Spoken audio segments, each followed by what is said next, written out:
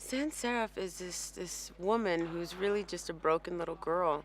She grew up in a in a city. In the city, it wasn't anything glamorous. Her father, her family was working class, and her father was a cop, and you know, he gets killed when she's 13 or 14 years old. So she runs away, and really kind of brokenhearted, and feeling like she can't count on anybody for love because they'd leave her. So she learns that the only thing she can count on are really expensive rocks. She loves shiny things, as she calls them, and she loves diamonds.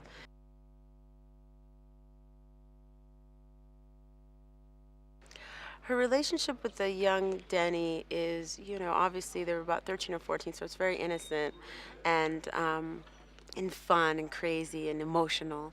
And believe it or not, it's not that different when we see her and the spirit together again, 15 years later.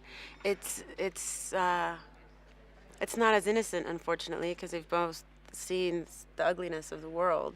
But there's still that there's still that fire and that kind of like everywhere, emotions go everywhere and acting on emotions and stuff like that. So it's not too dissimilar to back in the day.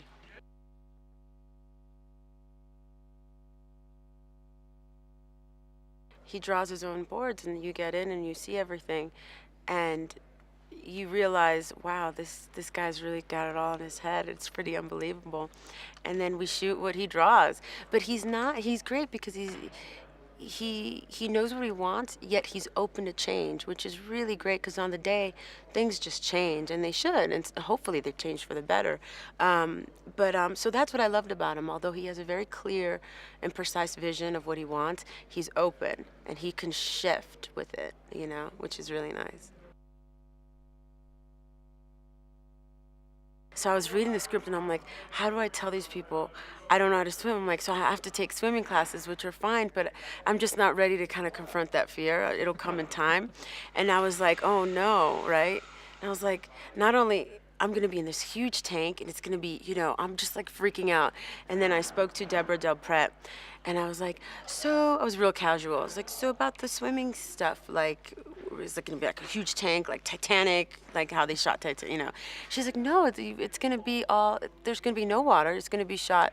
Just you're gonna be, in what's it called? In the harness. You're gonna be in a harness, and there's not gonna be any water at all. I'm like, no water. So I got away with that one, but so I was really relieved with that because I wasn't ready. I'm not ready, but I will be.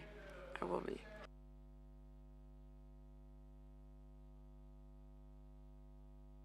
Wardrobe is so important. Wardrobe, makeup, and hair is so important. And these costumes were just spot on, spot on. I get to wear this fabulous hat. And when do you get to wear a hat? You just don't get to do that stuff anymore in film. It's like, it's just, I love the whole over the top nature of it. It's fantastic. And I feel really comfortable in it. Like, I don't feel weird in this. You know what I mean? It's like, I don't want to take it off.